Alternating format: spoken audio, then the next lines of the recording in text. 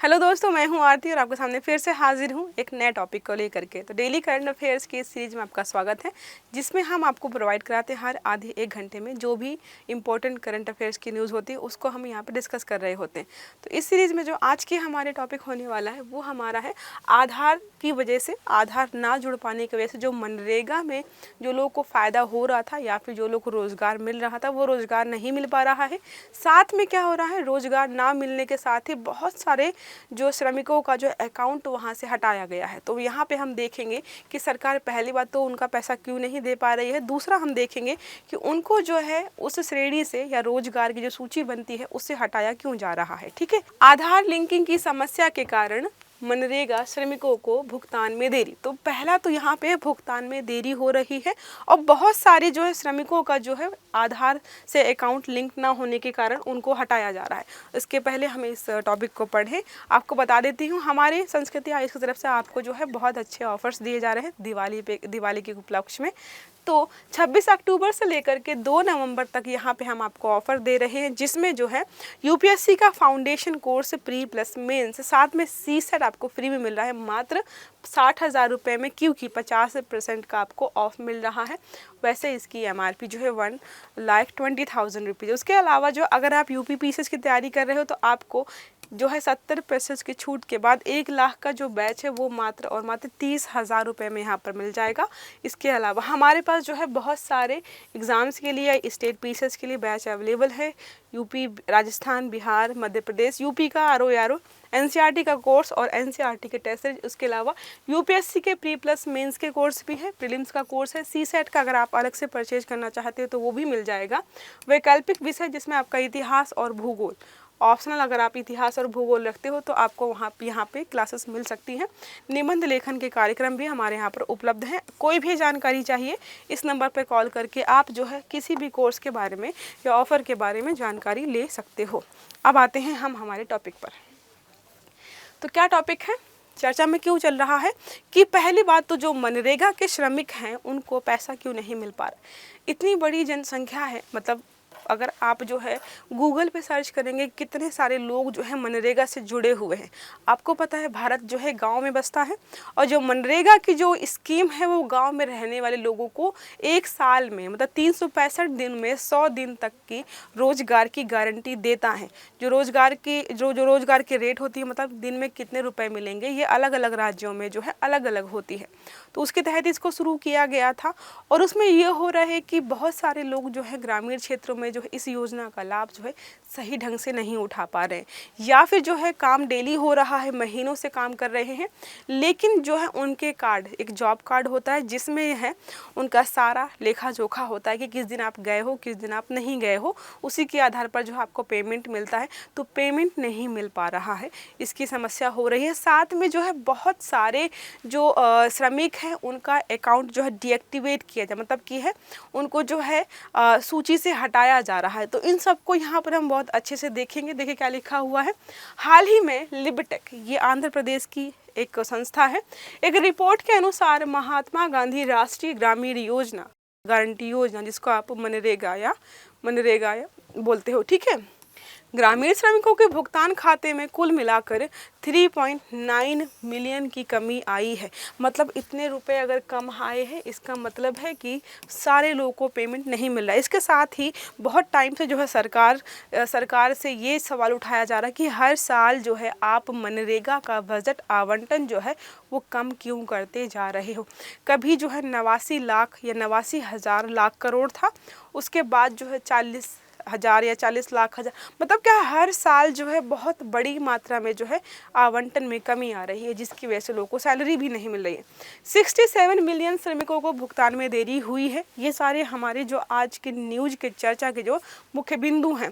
हटाए गए खातों को आधार आधारित भुगतान प्रणाली के अंतर्गत अयोग्य माना गया है। जो ये आधार को अटैच करने वाली जो ये टेंडेंसी सरकार ने अपना रखी है ना, कि किसी भी चीज़ को आप स्टार्ट करना चाहते हो आधार, बैंक अकाउंट खोलना है आधार, सिम लेनी है आधार, फ़ोन लेना है आधार, मतलब अब उनको भी बोल रखा था आधार के लिए, जिसकी वजह से जो है बहुत सारे अकाउंट्स को वहाँ पे डीएक्टिवेट कर दिया गया है। फिर क्या लिखा है, आईएमएस द्वारा जारी रिपोर्ट 2021 के अनुसार संपूर्ण भारत में मनरेगा के तहत 1560.84 या 1560.84 लाख श्रमिक पंजीकृत हैं इस योजना के तहत। ये जो है 2021 का है, हम जो है 2024 में हैं अभी। उत्तर प्रदेश में जो है सबसे ज़्यादा आपको देखने को मिल जाएंगे, जहाँ पे ये जॉब कार्ड्स वगैरह होते हैं, जिसमें जो है आपका डेली जो है यहाँ पे चढ़ता है कि भाई डेट इतनी है और आप आए या फिर आप नहीं आए, तो यहाँ पे जॉब कार्ड्स के माध्यम से सारी चीज़ों को एक जगह रखा जाता है। अब हम बात कर थोड़ा सा देख लेते हैं कि ये जो योजना है कब शुरू हुई, क्या इसका स्टार्टिंग से नाम जो है मनरेगा था या नरेगा। तो स्टार्टिंग में इसका नाम नरेगा था, उसको बाद में जो है चेंज किया गया है। तो खूब कानून पारित हुआ था 23 अगस्त 2005 को, अधिसूचित हुआ 7 सितंबर 2005 को। नरेगा का नाम परिवर्तित किया गया, पहले मतलब नरेगा था, उसको मनरेगा किया गया 2 अक्टूबर 2009 को। कहीं कहीं आपको जो है 2009 की जगह जो है शायद 2010 या 8 भी दिखाई देता है, ठीक है, चेक कर लेना। साल में कार्य दिनों की संख्या जो है 100, मतलब जो है 100 के 100 आपको पूरे दिन काम मिलेगा, चाहे किसी भी जगह पर रह रहे हो। लेकिन बस ये है कि उन्हीं ग्रामीण इलाकों के लिए है जहाँ की जनसंख्या 100% शहरी नहीं है, ठीक है। अगर 100% शहरी जनसंख्या है किसी भी जगह पर, तो उस जगह पर ये योजना लागू नहीं होती है, ठीक है। बात करें इस योजना के मुख्य बिंदु की, तो अगर जो समस्या है उसके मुख्य बिंदुओं की, तो लिखा है भारत में मनरेगा कार्यान्वयन अंतर्दृष्टि और रुझान अप्रैल 2024 रिपोर्ट के अनुसार यहाँ पर 85 लाख श्रमिकों को जो है सूची से बाहर किया गया है, 45 लोगों को ऐड किया गया है। लेकिन अगर हम माइनस करें तो लगभग 39 लाख लोग ऐसे हैं जिनको सूची से हटा दिया गया है। अगर सूची से हटा दिया गया है तो इनको ना ही रोजगार मिलेगा और ना ही इनको पैसा मिलेगा। और बताया जा रहा है कारण क्या है, आप आधार कार्ड जो है जॉब कार्ड से जो अटैच नहीं कर पा रहे हो। और जो यहाँ पे इनके नियम कानून है उनको भी देखेंगे। 6 अक्टूबर 2023 से लेकर के 10 अक्टूबर 2024 के बीच में लगभग 8.2 करोड़ सक्रिय श्रमिकों को यहाँ पे अयोग्यता का हवाला देते हुए बाहर किया गया है। तो क्या है, 1-2 दिनों में जो है करोड़ों लोगों को जो अयोग्य घोषित किया जा रहा है। तो लोगों का मानना है कि भ्रष्टाचार भी यहाँ पर है और बहुत ज़्यादा फंड ना होने की वजह से सरकार जो है इनको पैसे नहीं दे पाएगी, तो अयोग्य घोषित होने का या अयोग्य घोषित करके इनको यहाँ से बाहर कर रही है। फिर देखो यहाँ पे लिखा है, आंध्र प्रदेश में लिबटेक इंडिया द्वारा किए गए अध्ययन के अनुसार 15% नाम गलत तरीके से हटाए गए हैं। जो ये नाम हटाए जा रहे हैं उनमें जो तरीका है वो गलत है, ठीक है। मतलब ऐसे ही अवैध, मतलब सॉरी ऐसे ही अयोग्य घोषित किया जा रहा है। जॉब कार्ड से आपको लिंक करना होता है और नियम कानून ये है कि जो नाम आपका जॉब कार्ड में है वही आपका आधार कार्ड में होना चाहिए, वही आपका बैंक अकाउंट में होना चाहिए। फिर इसके अलावा जो है इनका जो भारतीय राष्ट्रीय भुगतान निगम है ना, बोले अपने बैंक अकाउंट को जो है इससे कनेक्ट करो। आपको भी ये लग सकता है आसान कि क्यों नहीं कर सकते, कर सकते हैं, लेकिन आप ग्रामीण क्षेत्र में जाकर देखो, सरकारी दफ्तर में लोग काम नहीं करना चाहते हैं। तो इस छोटे से काम के लिए लोग जो है महीनों चक्कर लगाते हैं। तो गांव में क्या होता है, इस छोटे से काम के लिए लोग जो है महीनों चक्कर लगाते हैं, काम नहीं हो पाता। तो ये इतनी सारी टेक्निकली जो है यहाँ पे इतने सारे काम को करवाने के लिए जो है वहाँ पे बहुत सारी समस्याओं का सामना करना पड़ता है गांव के लोगों को, जिसकी वजह से ये समय से नहीं हो पाता। और नहीं हो पा रहा है उसकी वजह से क्या बोल रही है सरकार कि आप अयोग्य हैं, आप जो है इसका फ़ायदा नहीं उठा सकते। देखो एक नियम हो तो समझ में आए कि ठीक है भाई आधार कार्ड को जॉब कार्ड से अटैच कर दिया, या फिर जो है आपको बैंक खाते को जो है आपके जॉब कार्ड से अटैच कर दिया। लेकिन क्या है, आधार कार्ड को उससे अटैच करो, इसको जो है इससे अटैच करो, कहीं पर कुछ गड़बड़ हो जाएगी तो आपको जो है वो क्या कर देंगे, अयोग्य घोषित कर देंगे।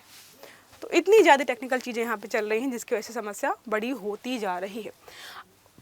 अगर हम बात करें 14 राज्यों में, अब बात करते हैं राज्यवार कि किस राज्य में कितने लोग ऐसे हैं जिनको अयोग्य घोषित किया गया है, या कितने राज्यों में कितने लोग ऐसे हैं जिनको जितना रोजगार मिलना चाहिए। जैसे यहाँ पे नियम क्या कहता है कि साल में 100 दिन का रोजगार पक्का है, 365 दिन में 100 दिन आप देंगे ही देंगे, इससे ज़्यादा भी आप दे सकते हो। जैसे नियम है कि अगर कोई 100 दिन कंटिन्यू आता है तो उसको जो है शायद 5 दिन या 50 दिन है, हाँ 5 दिन का एक्स्ट्रा रोजगार मिलता है, ठीक है। और अलग अलग राज्यों में अलग अलग रेट्स इसके हैं। तो यहाँ पर देखो लिखा है व्यक्ति दिवस, मतलब जो है एक व्यक्ति को एक साल में कितने दिन काम मिला। तो लिखा है तमिलनाडु में 59.1% और ओडिशा में 49.7% की गिरावट देखी गई है। महाराष्ट्र हिमाचल प्रदेश में क्रमशः 66, सबसे ज़्यादा गिरावट जो आपको देखने को मिले, वृद्धि जो है 66% जो है महाराष्ट्र में है, 53.4 के साथ व्यक्ति दिवसों में सबसे अधिक वृद्धि। यहाँ पे क्या है, देखो 14 राज्य हैं जिसमें कुछ राज्यों में गिरावट देखी गई है और यहाँ पे 6 राज्यों में मात्र वृद्धि देखी गई है। तो इसमें सबसे ज़्यादा वृद्धि जो देखी गई है वो महाराष्ट्र में है, 66%। मतलब जो है यहाँ के लोगों को ज़्यादा ही रोज़गार मिल रहा है। कुछ लोग जो परेशान हैं कम रोज़गार की वजह से, इनको यहाँ पे ज़्यादा मिल रहा है। असम और पश्चिम बंगाल में 10% की सक्रिय कर्मचारी जो हैं उनको यहाँ पे अयोग्य घोषित किया गया है। किसी भी राज्य में जो है 25% से अधिक सक्रिय कर्मचारी अयोग्य नहीं किए गए हैं। जब वहाँ पे लोग जो काम कर रहे थे कहीं पर भी ऐसा नहीं कि 25% से ज़्यादा कराटा, ये इंपॉर्टेंट नहीं है, बस आप याद रखिएगा यहाँ तक, ठीक है। अब आते हैं हम यहाँ पे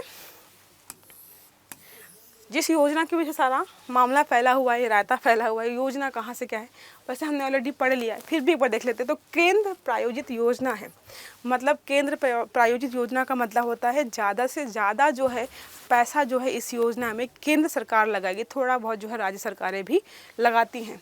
2006 में शुरू किया गया, 2005 में लिखा रहता कहीं। नोडल मंत्रालय है ग्रामीण विकास मंत्रालय। लक्ष्य जो है ग्रामीण परिवार के वयस्क सदस्यों को 1 वर्ष में 100 दिन का रोजगार उपलब्ध कराना। भारत के सभी जिलों जहां पर 100% आबादी वाले जिलों को छोड़कर, मतलब सभी जिलों में है, भारत का कोई भी जिला हो हम वहाँ पे जो है रोजगार उपलब्ध कराएंगे, लेकिन शर्त यह है कि कोई भी जिला ऐसा ना हो जहाँ पे 100% जो है शहरी जनसंख्या रहती हो, क्योंकि इसका नाम क्या है, ग्रामीण रोजगार योजना है। तो ग्रामीण लोगों को ही यहाँ पे दिया जा रहा है। अब महत्वपूर्ण तथ्यों की बात करें अगर, तो जो सैलरी दी जाती है, देखो यहाँ पे क्या लिखा है कि मांग किए जाने, चाहे जैसे मैंने आज मांग लिया, मान लो आज 1 तारीख है, 1 तारीख को मैंने बोला कि मुझे मेरे पैसे चाहिए, 15 दिनों के भीतर रोजगार ना उपलब्ध होने की स्थिति में बेरोजगारी भत्ता दिया जाता है। जैसे आज मैंने बोला कि मुझे जॉब कार्ड बनवा दो, मुझे यहाँ पे जो है मनरेगा में काम करना है, लेकिन 15 दिन से ज़्यादा हो चुके हैं, 25 दिन हो गए हैं, लेकिन मुझे कोई रोज़गार नहीं मिला, तो मुझे बेरोजगारी भत्ता दिया जाएगा, ठीक है। मुझे मतलब जो भी व्यक्ति यहाँ पर अप्लाई करेगा। फिर क्या है, बेरोजगारी भत्ता जो है शुरुआती 30 दिनों के लिए न्यूनतम मजदूरी का 1/4 होता है। अगर आपको महीने के 10,000 कमाए मिल रही थी आपको, तो 2500 रुपये जो है मिलेंगे, ठीक है। अगर हम बात करें कि क्या जो है सस्टेनेबल डेवलपमेंट गोल, SDG गोल, क्या मनरेगा के माध्यम से कोई SDG गोल पूरा होता है हमारा, तो बहुत सारे होते हैं। देखो पहला जो है पॉवर्टी, गांव के लोगों को जो है वहाँ पे डेली या साल भर में 100 दिन रोजगार मिल रहा है, इसका मतलब गरीबी तो नहीं रहेगी। उसके बाद है जीरो हंगर, जब पैसे आएंगे तो वो खाना भी टाइम से खा पाएंगे। गुड हेल्थ, पैसे होंगे खाना अच्छे खाएंगे तो हेल्थ भी अच्छी रहेगी, अगर ख़राब भी है तो पैसे होंगे तो वो अपना इलाज भी कर सकते हैं। साथ में क्वालिटी एजुकेशन, पैसे होंगे तो बच्चों को स्कूल भेज करके उनकी शिक्षा विक्षा का भी ध्यान रखा जाएगा। देखो no poverty SDG goal number 1 है, जीरो हंगर जो है SDG गोल नंबर 2 है, ये 3 है और ये 4 है। 5th है जेंडर इक्वालिटी, यहाँ पर जो है महिलाओं और पुरुषों को बराबरी में यहाँ पर रखा गया है। किसी का भी ऐसा नहीं है कि यहाँ पर महिलाओं और पुरुषों को जो है बराबरी में रखा गया है, ऐसा कहीं पर भी नहीं है कि जो है कहीं पर मतलब कि महिलाओं को 200 रुपये मिल रहे हैं और पुरुषों को 300, नहीं, ऐसा कुछ नहीं। और साथ में जो है यहाँ पे बोला भी गया है कि जितना भी आप रोज़गार दे रहे हो उसका 1/3 जो है महिलाएं होनी चाहिए, एक तरह से लक्ष्य रखा गया है। फिर क्या है, decent work and economics growth, बहुत अच्छे तरीके से यहाँ पे आपको काम मिलता है, मतलब वर्किंग कंडीशंस अच्छी होते हैं। वैसे तो अच्छा नहीं है, लोग बोल रहे हैं कि यहाँ पे जो लोग काम कर रहे हैं उनकी शिकायत ये है कि जितना सरकार जो पैसा दे रही उससे ज़्यादा जो है अगर वो कहीं प्राइवेट काम करते हैं उतने घंटे तो ज़्यादा अर्न कर पा रहे हैं। फिर क्या है, इंडस्ट्रियल डेवलपमेंट होता है, साथ में क्या है रिड्यूस्ड इनइक्वालिटी, असमानता में भी यहाँ पर कमी आती है। अब यहाँ पे हम कुछ चीज़ों की और बात कर लेते हैं। 30 दिनों के बाद की अवधि के लिए न्यूनतम मजदूरी 1/2 प्रदान की जाती है। मनरेगा के तहत जो है कम से कम 1/3 लाभार्थी महिलाएं होनी चाहिए, आपको मैंने बताया है। रोजगार जो दिया जा रहा है उसकी सीमा ये है कि ऐसा ना हो बेचारे का घर यहाँ पे है 15 किलोमीटर दूर दे दिया और 200 रुपये ही दे रहे हो, तो मतलब क्या है वो उससे ज़्यादा तो खर्च लग जाता हो किराया आने जाने में। तो क्या है, अगर आप 5 किलोमीटर से ज़्यादा डिस्टेंस पे किसी को काम पे लगा रहे हो तो आपको जो है उसका एक्स्ट्रा पे करना पड़ेगा, ठीक है। व्यय का बंटवारा केंद्र और राज्यों के बीच निर्धारित होता है, तो जहाँ पे जो व्यय होता है वो राज्य और केंद्रों के बीच बंटवारा किया जाता है। देखो क्या लिखा है यहाँ पे, अकुशल श्रमिक है अगर टोटल, तो 100% जो है केंद्र सरकार वहन करेगी। उसके अलावा अगर अर्ध कुशल और थोड़े कुशल हैं, किसी काम में लगाया जा रहा है, तो 75% जो है सेंटर वहन करेगा, बाकी 25 जो है राज्य वहन करेगा। और सामग्री की लागत जो है, मान लो कोई तालाब बनाया जा रहा है, सड़क बनाई जा रही है, कोई बगीचा बनाया जा रहा है, सामग्री की लागत का 75% जो है केंद्र सरकार उठाती है, तथा प्रशासनिक लागत का 6% जो है केंद्र सरकार के द्वारा वहन किया जाता। समझ में आया? अकुशल श्रमिक होंगे, अगर टोटल अकुशल श्रमिक काम कर रहे हैं, कुशलता की कोई ज़रूरत नहीं है, तो 100% जो है पैसा केंद्र सरकार देगी। अर्ध कुशल या फिर कुशल है तो 75% देगी। जो मटेरियल लगता है उसके पैसे भी कौन देता है?